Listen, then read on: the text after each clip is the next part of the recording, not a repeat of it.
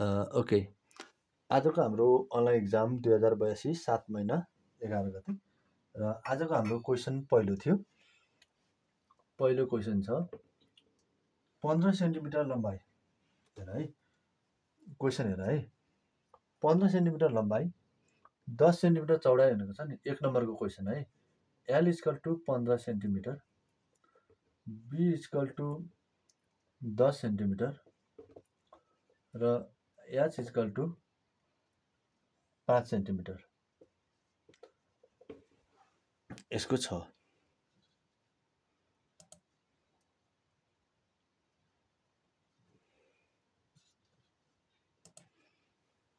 अब हामीलाई एरिया सोधेको छ। अब एरिया क्षेत्रफल A बराबर वाट है, बुझिरहेको छ हैन। अनि यसले के भनेको भने लम्बाइ दिएको छ, चौडाइ दिएको छ, उचाइ दिएको छ, एरिया सोधेको छ।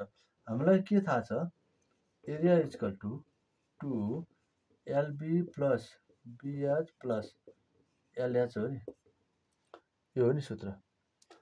अब हामीले मान राख्ने 2LB, L भनेको कति छ 15 इन्टु B भनेको कति छ 10 प्लस B भनेको कति छ 10 इन्टु H भनेको कति छ 5 प्लस L भनेको कति छ 15 इन्टु H भनेको कति छ 5।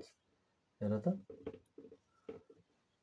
लेन्थ 15, ब्रेथ 10, ब्रेथ 10, 5, 15 अनि 5, 15 10 150, 150, 10 5 50,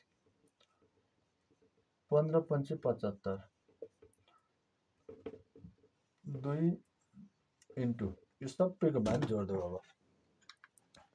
अब सबैको मान जोड्दा कति हुन्छ, 150 प्लस 50 प्लस 75 गर्दा 275 लाई कतिले गुणन गर्नु पर्यो, 2 ले गुणन गर्नु पर्यो भनेको 550 सेन्टिमिटर स्क्वायर एन्सर भयो। क्लियर भयो, यसको एन्सर त्यति आयो है। हाम्रो पहिलो क्वेसन सक्यौं। सबैलाई क्लियर भयो। लम्बाइ दिएको छ, चौडाइ दिएको छ, उचाइ दिएको छ। अब यो पुरा सतहको क्षेत्रफल यति भयो हैन। यो क्वेसनले आयतन पनि सोधेको छ। हेर है त, यो क्वेसनले आयतन पनि सोधेको छ।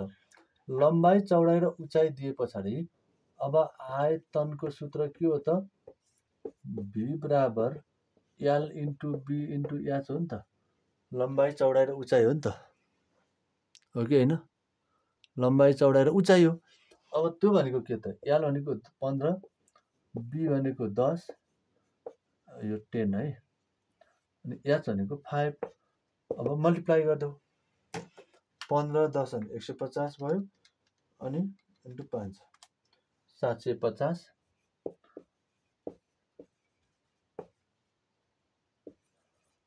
CMको एन्सर। क्लियर भयो। ल हेर है, नबुझेकोले सारा।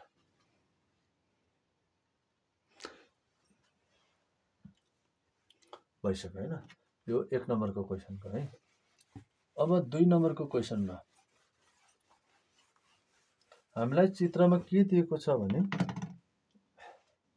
2 नम्बरको क्वेसनमा चित्रमा के दिएको छ भने एरिया दिएको छ 45 सेन्टिमिटर स्क्वायर है, लेन्थ दिएको छ 4 सेन्टिमिटर, ब्रेथ दिएको छ 3 सेन्टिमिटर र H दिएको छ वाट। हामीले H पत्ता लगाउनु पर्ने छ। अब हाम्रो चित्रमा के थियो त हेर है त, हामीले चित्रमा यो कुन के कस्तो हो भनेर देख्नुपर्छ कि याद गर्नुपर्छ है। हाम्रो चित्र यस्तै चित्र छ, हो कि होइन, सेम नबन्न सक्छ।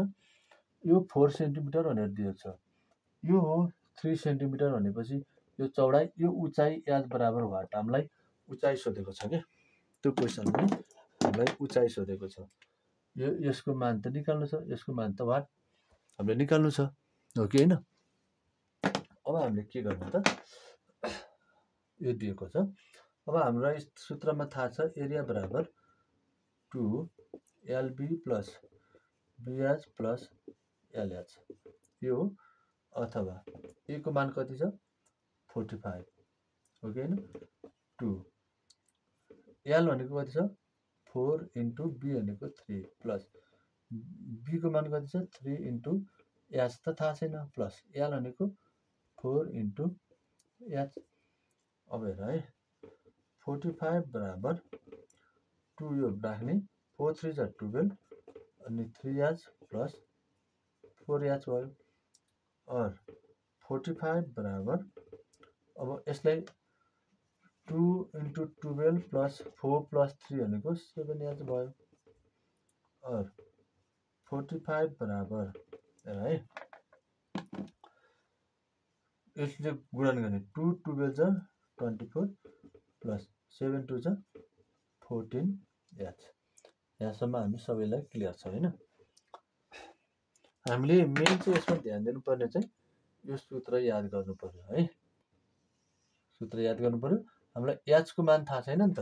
यहाँनिर हामीलाई h को मान थाहा छैन है त।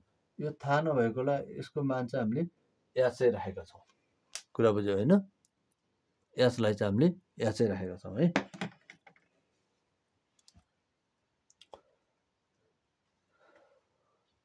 अब के भयो त और यो 24 यता आउँदा माइनस भयो 45 माइनस 24 इक्वल टु 14h। अनि 45 बाट हामीले कति घटाउनु पर्यो 24 घटाउनु पर्यो। 45 माइनस 24 गर्दा हाम्रो कति आयो 21 इक्वल टु 14h। और 21 को तल 14 इक्वल टु h 7 21 7 दुना 14 और h बराबर 3/2 आयो कि आएन। त्यो यति लेख्दा पनि पाइयो अथवा 1.5 सेन्टिमिटर यसको एन्सर भयो है। यसरी लेख्ने है। क्लियर भयो। ओके यो 2 नम्बरको क्वेशन। अब 3 नम्बरको क्वेशनमा आजको एक्जामको तेस्रो क्वेशनमा के छ सामर्थ्य भनेको के हो यसको एकाइ र सूत्र लेख्नुहोस्। अब सामर्थ्य भनेको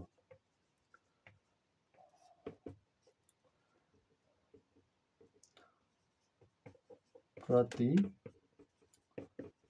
एकाइ समयमा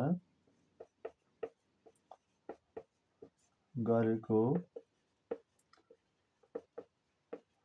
कार्यलाई सामर्थ्य भनिन्छ।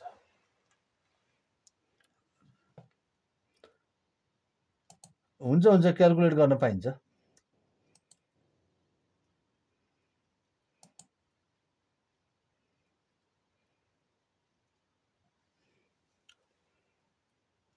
सामर्थ्य भनिन्छ त्यसको एकाइ भयो हैन। यसको परिभाषा भयो। यसको सूत्र भनेको छ एकाइ भनेको छ।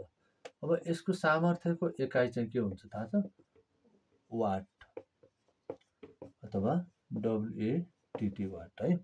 यसको सामर्थ्य पत्र लगाउने सूत्र के हो थाहा छ। अब त्यसो भने सामर्थ्य बराबर प्रत्येक समयमा गरेको कार्य भनेको छ नि कार्यको तल के हो त समय। सामर्थ्य भनेको कार्यको तल समय।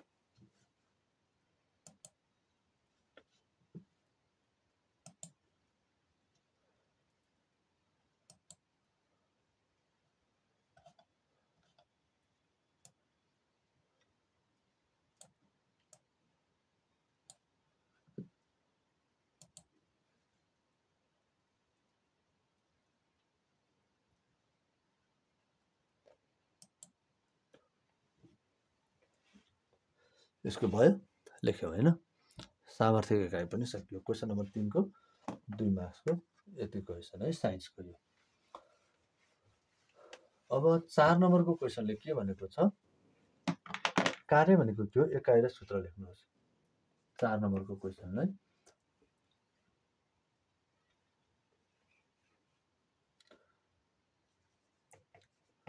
कार्य भनेको कुनै पनि वस्तुलाई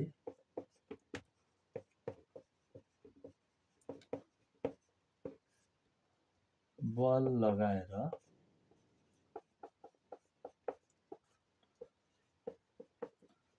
केही दूरी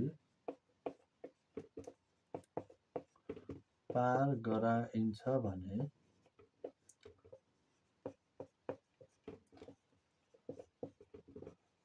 त्यसलाई कार्य कुनै पनि वस्तुलाई बल लगाएर केही दूरी पार गराइन्छ भने त्यसलाई कार्य भनिन्छ। कार्यको एकाइ चाहिँ के हो? जुल हो। अनि कार्यको सूत्र बराबर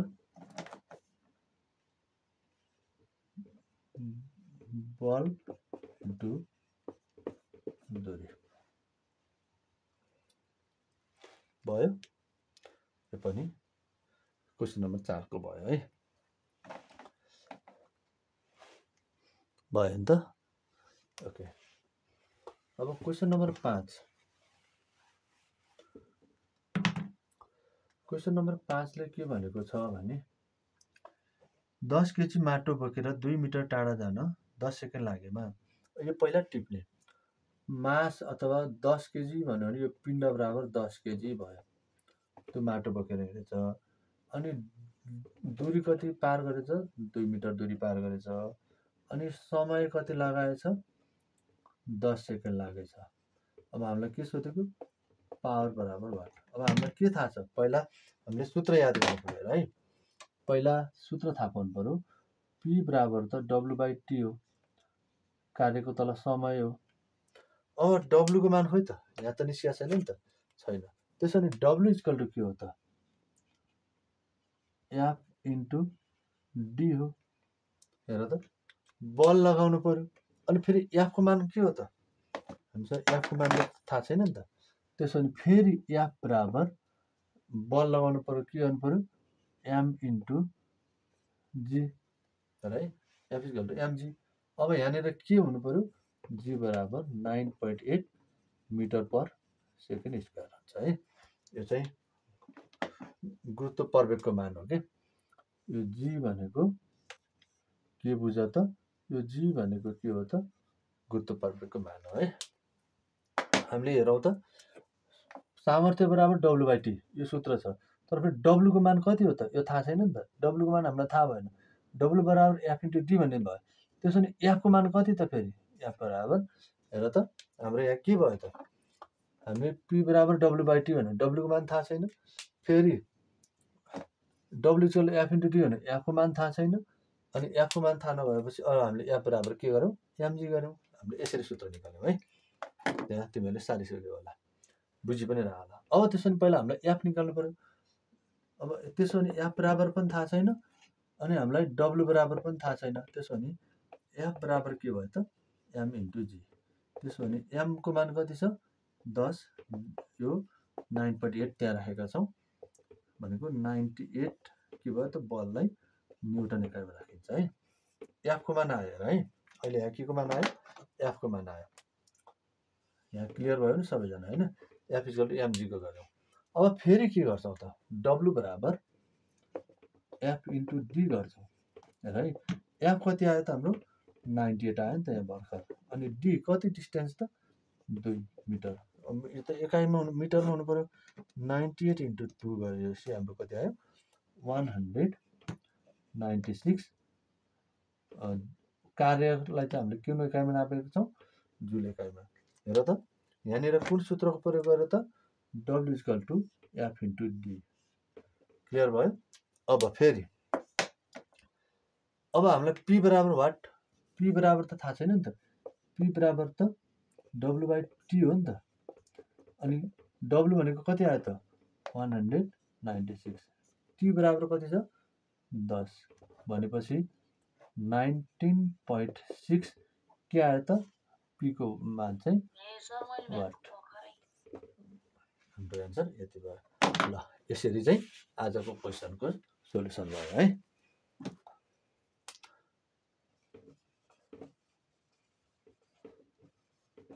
ओके ल थ्याङ्क यू। अब अर्को परीक्षाको लागि पनि यसरी नै हामी फिडब्याक दिन्छौँ। ल थ्याङ्क यू केआर एजुकेसन।